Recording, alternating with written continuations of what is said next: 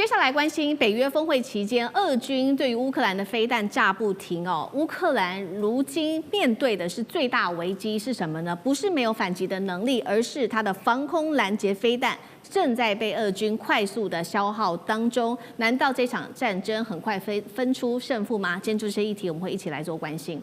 北约的峰会期间，我们看到在这个前夕俄军开始再一次的对基辅发动了这一次大规模的空袭。这一次攻击包括使用的是无人机跟飞弹，对这个乌克兰的基辅发动的攻击，造成14人死亡，而且多达60人受伤，当然这个数据都还在持续的攀升，并且统计当中。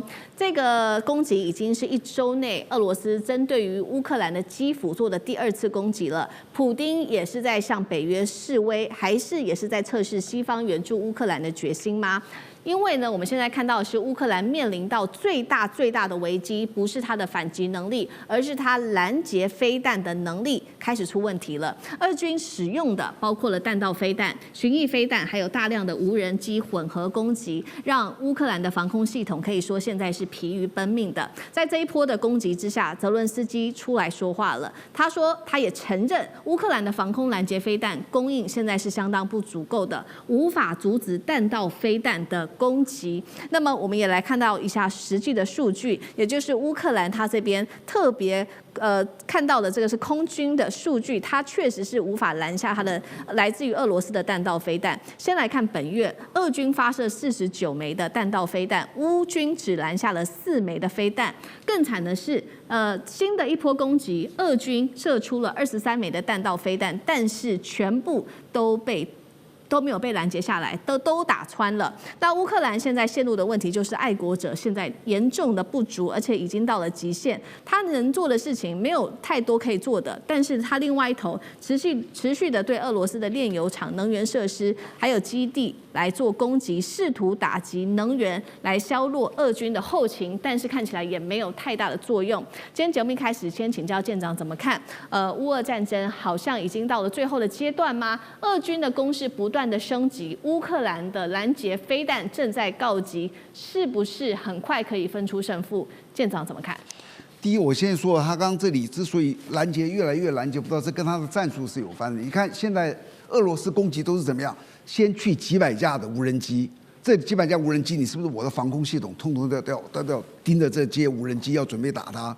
结果在无人机后面，它跟的就是导弹，那你很难去说我把你先解决掉，或者把你避开，那些东西都是目标。在一个自动追踪的系统，那些东西你不能说我避开，我只要抓后面这个重的。那这是第一个。然后第二个，其实我也不太担心，因为现在这2个国家，俄罗斯跟乌克兰都想停战。你知道俄罗斯打到现在已经打了4年多了嘛，4年5个月了。他在2次大战的时候，苏联跟德国才打了3年10个月。他比打2战还要长，你想他还想再打下去吗？而且拿破仑说了，打仗靠什么？第一是钱，第2是钱，第3还是钱。那俄罗斯今年的财政状况出了很大的问题，他们的年度预算，他原来预计他算完亏空3.8兆，结果他第一季3个月完毕，他亏了4.4兆还是多少？就是说我3个月的亏空是我预计的125%，一年的125%，就是他钱有问题。那乌克兰哪来的钱？乌克兰是靠西方国家的支撑呐。所以说这2个国家这样子下去，谁会最先消耗完？以乌克兰现在老在想我怎么防。如果你一直在想防，你就不要打。为什么？攻击是最好的防御。你天天在防有什么用？这些东西是没用的。所以奉劝乌克兰，现在如果你要打下去的话，你要打什么？你知道？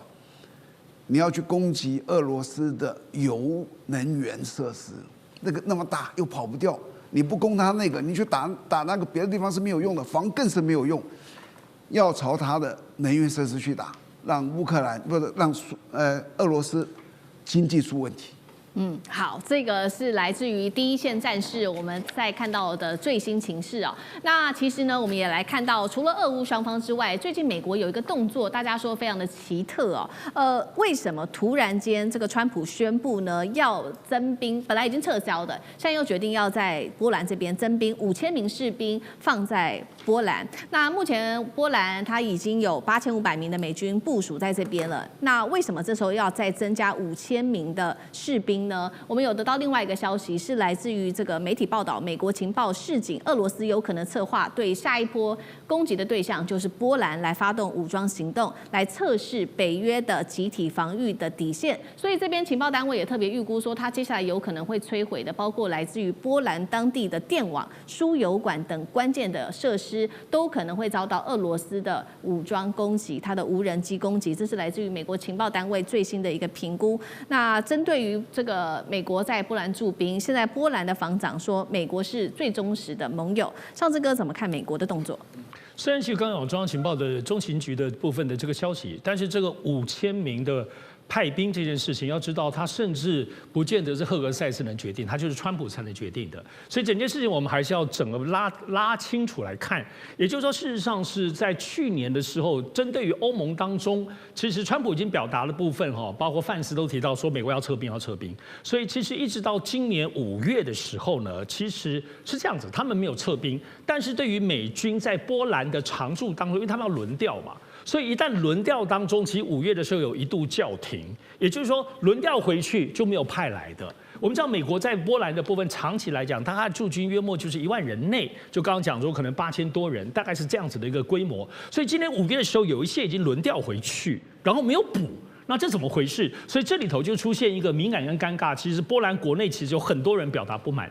然而，其实这次我们看到呢，最后还是川普还是就是确定还是再派5000人回来，基本上就是会补足了原先这样子的规模。大家一定要知道波兰在整个欧盟包括北约的部分国家来说，真的就是模范生呢。美国要求他们要提高军费，人家现在军费的部分占 GDP 已经4.48%，是全欧洲 No.1， 就给最足的。而且他们所有部分，大家对美军基地，只要美国提出的要求，当然其实不是波兰这是舔狗，是波兰是很谨慎的，对于刚刚提到俄罗斯当中的这个部分的风险。所以我认为这一波本身并不是针对俄罗斯或针对最近的俄乌情势，是一个美国还是慢慢的恢复在整个对欧兰的驻军。我们要注意川普他们先前放话说要离开什么跟北约的部分，但是最近有好多东西看起来慢慢的对普京跟俄罗斯好像并不是什么友好了。好，那另外一方面，我们来看到，那乌克兰的动作最近也很多，开始在全球要来招士兵募兵。那么锁定的是有军事经验跟愿意参战的外籍人士，月薪最高。这边根据媒体报道，第一线1万美元换算新台币32万元，招得到吗？干哥怎么看？好，其实老实讲一句，乌克兰这种就是招募佣兵招募佣兵的方式，我说句实在话，做得非常好。为什么？把钱讲清楚。把钱讲，一开始没有讲太多。我跟你讲，而且他不但先把钱讲清楚，而且说依据你的专长，你想要在这个加入什么样的军种的话，我们都照你的意愿好不好？然后你说一个月有30万台币，就等于1万美元的那个薪水这么好不是这么好。我跟你讲，他是这样，他有分层的，你知道，他是说你这个基本的薪水大概是23000块台币，但是呢，你每日的加急就是你守在防空洞里面，就是阵地里面的每天给你加7800块台币。然后呢，如果说你要出去打的话，每天给15000台币，哇，那就很多了，你知道吗？你如果是要当突击兵跟伞兵的话，每天加3万台币，哇，那这样